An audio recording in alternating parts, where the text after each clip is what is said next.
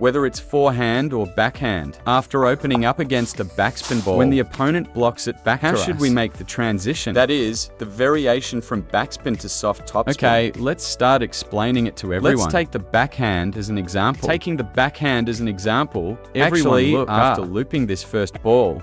The transition when the opponent blocks it back, for us, because the spin of these two balls changes. Then, the adjustments we make with our hands, high or low, deep or shallow, must all be adjusted. Secondly, apart from the change in spin, right? There's also a change in placement. For example, the ball blocked back cannot be at a completely fixed point. Maybe the second ball is to the left, or even to the right, or even to the forehand. So, based on different placements, our footwork, how should it connect? I will explain it properly. Okay, let's talk about the hand first. Everyone, you can watch the opponents first, whether it's a backspin from our serve, or a backspin pushed back from our serve. Everyone must first know, what are the characteristics of a backspin ball? The characteristics of a backspin ball compared to topspin. Its speed will be slower, right? And its trajectory after bouncing doesn't pop upwards. It drops downwards. So, since this ball's speed is relatively slow, and the ball drops down after bouncing, then what should our hand do? It needs to be low. First, dare to sink our hand downwards, right? Because this ball, right, drops downwards. So if we want to better meet this ball and loop it well, we definitely must keep our hand lower than the incoming ball from the opponent. So, since the ball is naturally dropping, our hand should appropriately sink low.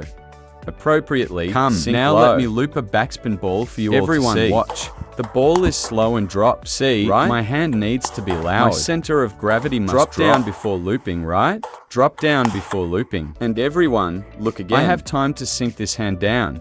Besides the fact that backspin has a downward trajectory after bouncing, what other characteristic is there? This ball is also slow. The speed of a backspin ball because is relatively the spinnier the serve, or the spinnier the push, the more friction is applied. The more friction is applied, the slower the speed of the ball will definitely be. Right? So since the ball is slow, then what do we have more time to do? Not only do we need to go down, we also have ample time to bring our power accumulation backward. That is, accumulating power inwards. This way, the underlying power of our loop can produce speed. Come, everyone watch. Come, did you see, friends? There is time and space. Plus, this ball drops downwards. So, when we practice this backhand loop, our hand must go where? Low and backwards, right? That is, the hand is placed low, and the depth of my backswing is relatively deep. This way, the space for us to accumulate power will be large. This is backspin. Everyone, watch a couple more. Look, hand placed low. Backswing is relatively deep and large. Did you see, friends? 1, 2, go. And my legs can also drop quite deeply. Come, 1, 2, go. Come, 1, 2, go. Again, 1, I'll use pen hold to loop a couple for everyone to see. 1, 2, go. Right? Sink down. Put it low, right? Place the hand low and deeper. Take it back deeper. Come. Right? 1, 2, go. Again. You see. 1, 2, go. But after we loop the ball, the topspin ball coming from the opponent, it will be completely the opposite in terms of speed. After looping the first backspin ball, its speed goes from slow to fast, right? Speed goes from slow to fast, leaving us with less time to wait for the ball.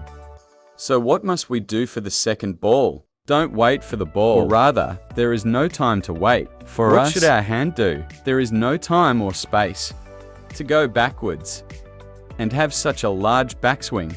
So after looping the backspin, the first adjustment our hand needs to make for the topspin is due to the change in speed from slow to fast. Therefore, the change in the depth of our backswing must go from deep to shallow, that is, reduce the backswing. The concept of reducing the backswing, right? Come, everyone, take a look. When I am looping this ball, the amplitude of my backswing.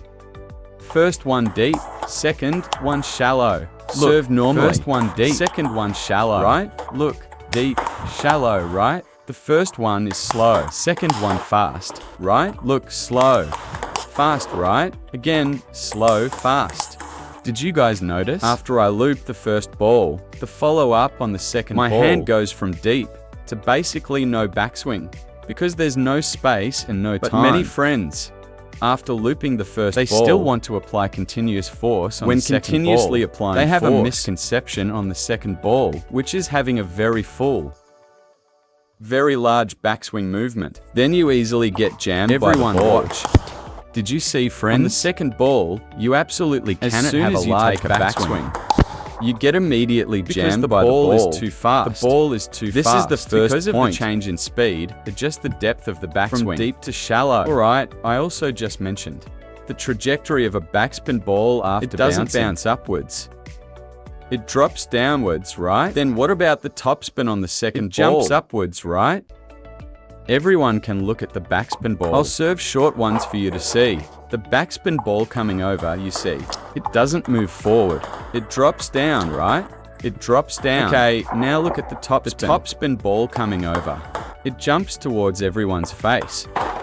Jumps backward towards the face. Jumps backward. It has a forward momentum, right? So its trajectory after bouncing changes from dropping downwards to jumping upwards. Therefore, when we take our backswing, we not only adjust the depth of the backswing, but also adjust the height of our backswing. That is to say, for this backhand loop, right? After looping the first ball, besides reducing the backswing on the second ball, we must also raise our backswing height. Actively keep it higher to hit. Come, let me show everyone again. First ball low, second ball high. See? Come, first one low, second one high. Look again, first one low, second one high, right? First one low, second one high. See it, friends? It's a process of the hand going from low to high, and going from deep to shallow is also low to high. So, based on the opponent's two balls, backspin changing to topspin. Let's summarize, backspin changing to topspin. The speed after bouncing, right? Backspin is slow, topspin is fast. So for backswing, take a big backswing, small backswing for topspin, right? Then the trajectory after bouncing. Backspin drops downwards, topspin jumps upwards. Therefore, to better meet the ball. For backspin, dare to sink the hand low. For topspin, dare to keep it high. So, this means the adjustment you need to make with your hand. After looping the backspin ball, make sure to use less backswing, right? Keep the hand high. Come, everyone watch again. Keep the backswing hand high. Right? You see, after I sink down, goes directly kept high in front. Right? See that, friends? Right? One more. Okay, I'll continue to explain. This is the hand variation. Then what about our legs? What variation should there be? Actually, besides adjusting the hand, I adjusted the hand and was able to hit well because these two balls were basically served to the same spot. My feet basically didn't move much. I just waited here and hit them. But many friends, you also know it's for the opponent to comfortably place it right to our hand. Maybe they also want to block to the backhand, end up blocking to the middle, right? Or the edge, or even a poor block. Blocking it a bit short. Come. If, after I loop the ball now, I don't adjust my footwork, everyone can see what happens. See? If footwork isn't adjusted. Did everyone see this feeling? That is, after you loop. If the opponent's return is even slightly uncomfortable, you will definitely be severely jammed. In a jammed state, right? So now, when we loop this ball, after looping, what must the footwork learn to do? Must learn to actively take a small hop. Everyone watch. You see, after I loop, observe me. No need to serve the second one. Did you see, friends? After I loop the ball, I don't just stand completely still. Instead, after looping, before I judge where the opponent will return the ball, I must actively perform a small hop.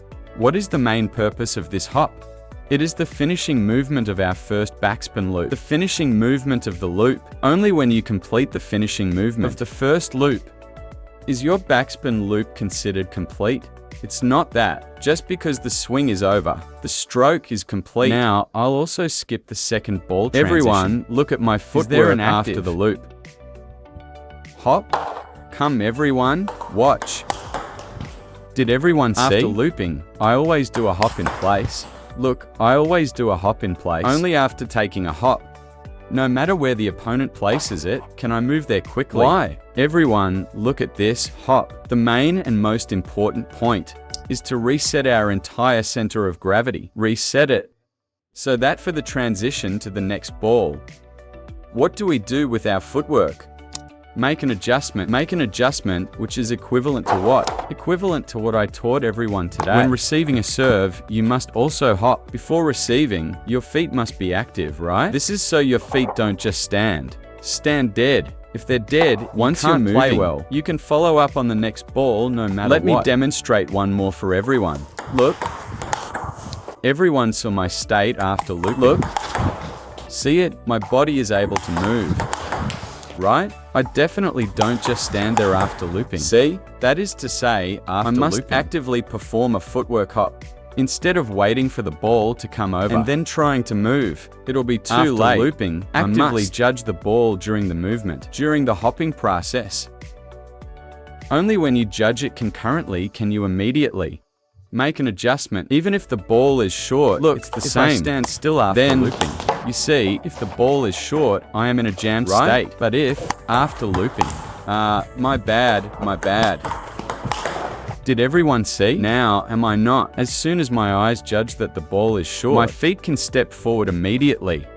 That is, your eyes and feet are able to connect quickly. The problem for many friends is not that you judge slowly, nor is it that your brain reacts slowly. It's that after my brain reacts, when I want to move, my legs can't move. Why can't they move? Because you are just standing there. Now I'll use pen hold to demonstrate again. It's the same for pen hold or shake hand. Come everyone, watch. Look, after looping, actively take a hop to find the ball. See it, friends? After the first loop, find the ball. After the second loop, find the ball. Again, after the first loop, find the ball. You see, with footwork you can adjust, right? Because if you don't have footwork, everyone will notice a problem. Your rhythm will be very poor. Your adaptability will be very poor. This adjustment is not only for left and right movement, it's also to deal with the opponent's second incoming ball, to adjust for fast and slow, right?